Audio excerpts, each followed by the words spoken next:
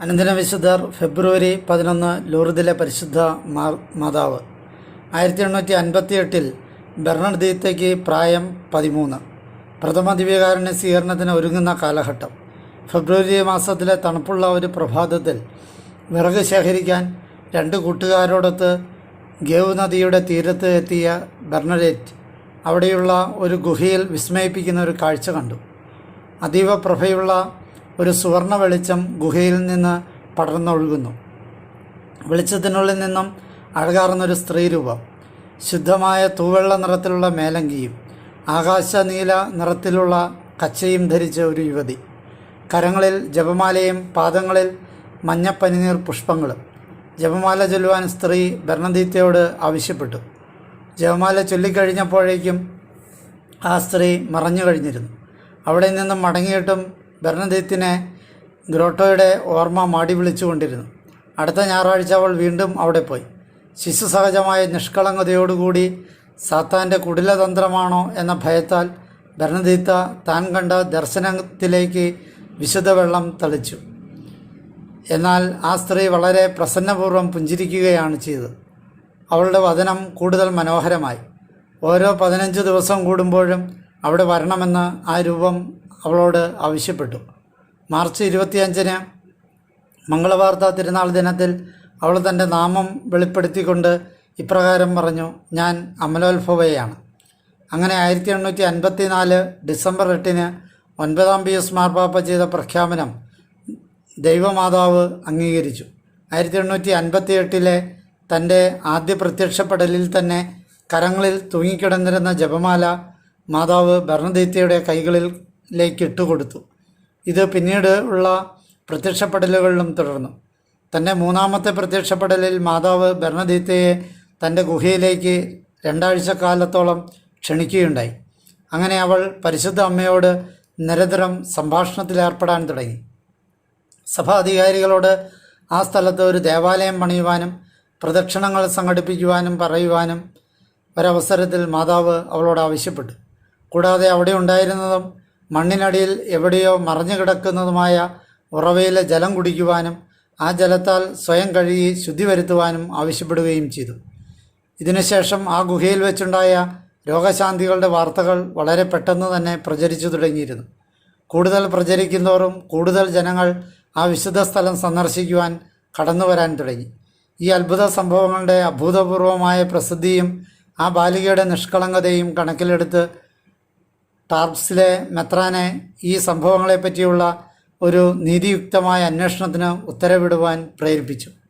4 വർഷങ്ങൾക്ക് ശേഷം അദ്ദേഹം ഈ പ്രത്യക്ഷപ്പെടലുകൾ അതിമാനുഷികമാണെന്ന് പ്രഖ്യാപിക്കുകയും മാതാവിൻ്റെ ജന്മപാപരഹിതമായ ഗർഭധാരണത്തെ ആ ഗുഹയിൽ പരസ്യമായി വണങ്ങുവാൻ വിശ്വാസികൾക്ക് അനുവാദം കൊടുക്കുകയും ചെയ്തു.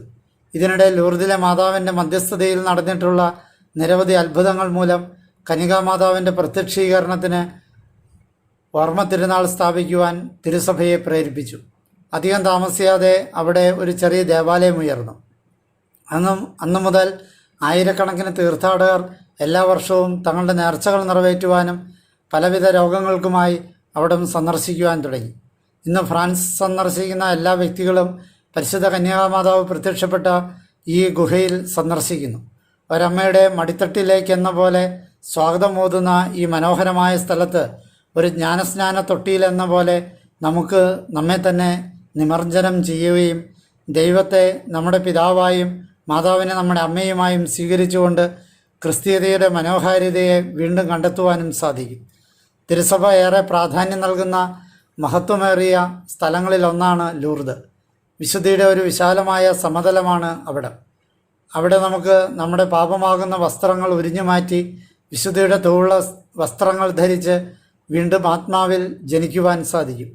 മറ്റാരേക്കാളും കൂടുതലായി മകൻ്റെ ആഗ്രഹം അറിയാവുന്നത് അമ്മയ്ക്കാണെന്നുള്ള സത്യം ആർക്ക് നിഷേധിക്കാൻ സാധിക്കും? അവളിലേക്ക് തിരിയുന്നത് വഴി നമ്മെക്കുറിച്ചുള്ള ദൈവത്തിൻ്റെ നിഗൂഢ പദ്ധതിയെക്കുറിച്ച് കൂടുതൽ മനസ്സിലാക്കുവാനും നമുക്ക് സാധിക്കുന്നു. ദൈവം നമ്മോട് പറയുന്നത് പരിശുദ്ധ മാതാവിനേക്കാൾ കൂടുതലായി നമുക്ക് മനസ്സിലാക്കി തരുവാൻ മറ്റാർക്കും സാധ്യമല്ല എന്നാണ്. മകൻ്റെ നിഗൂഢതയിൽ വശീകരിക്കപ്പെടുകയും കന്യകാമാതാവിൻ്റെ വാക്കുകൾക്ക് ചെവി കൊടുക്കുകയും ചെയ്ത കാനായിലെ പരിചാരകരെ പോലെ ലൂർദിലെ അമ്മയുടെ സന്നിധിയിൽ നമുക്കും നമ്മുടെ ഹൃദയങ്ങൾ തുറക്കാം. അപ്പോൾ നമുക്ക് ദൈവകുമാരൻ്റെ ആഗ്രഹം മനസ്സിലാവുകയും സന്തോഷത്തിലേക്കുള്ള നമ്മുടെ മാർഗം കണ്ടെത്തുവാൻ സാധിക്കുകയും ചെയ്യും. ബെർണദീത്ത തൂവെള്ള വസ്ത്രത്തിലാണ് മാതാവിനെ ദർശിച്ചത്. എന്നാൽ നാം നമ്മുടെ യാത്രയിലുടനീളം മാതാവിൻ്റെ നിറസാന്നിധ്യമുണ്ടെന്ന ഉള്ള ബോധ്യത്തോടുകൂടി നമ്മുടെ കണ്ണുകൾക്ക് പകരം നമ്മുടെ ഹൃദയങ്ങൾ കൊണ്ടാണ് മാതാവിനെ ദർശിക്കേണ്ടത്. മാതാവിൻ്റെ ഈ പ്രത്യക്ഷപ്പെടൽ അനേകർക്ക് പരിവർത്തനത്തിൻ്റെ പാതയിൽ സധൈര്യം മുന്നേറുവാനും മാനസാന്തരത്തിൻ്റെ പുതിയ പാത തുറക്കുവാനും തുണയായിട്ടുണ്ട്. ഇവരുടെ പരിവർത്തനങ്ങൾ ലോകത്തിൻ്റെ പുരോഗതിക്കും സഹായകമായിട്ടുണ്ട്.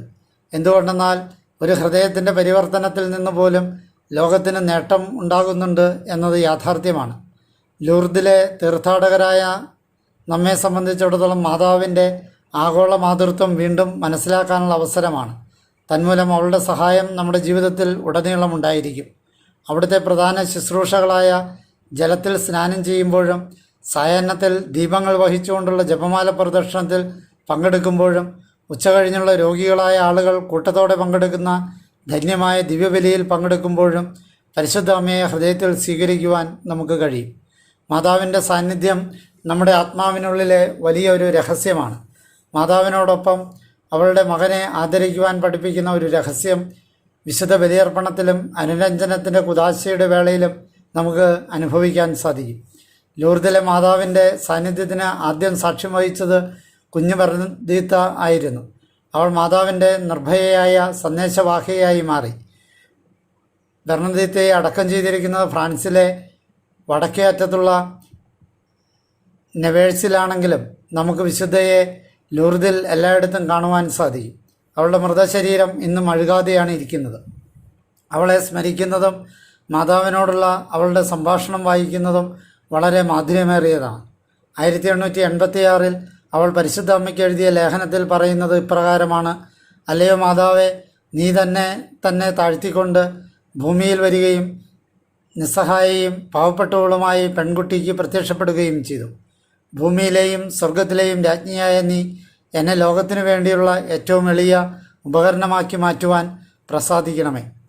2008 നോമ്പുകാലത്തിൻ്റെ ആരംഭവും ലൂർദിൽ മാതാവിൻ്റെ ആദ്യത്തെ പ്രത്യക്ഷപ്പെടലിൻ്റെ 150ാമത്തെ വാർഷികവും ഒരേ സമയത്ത് തന്നെ വന്നത് ഒരു ദൈവാധീനമാണ് എന്ന കാര്യം പരിശുദ്ധ പിതാവായിരുന്ന അന്നത്തെ മാർപ്പാപ്പ ബെനഡിക്റ്റ് 16 മാർപ്പാപ്പ ഓർമ്മിച്ചിരുന്നു.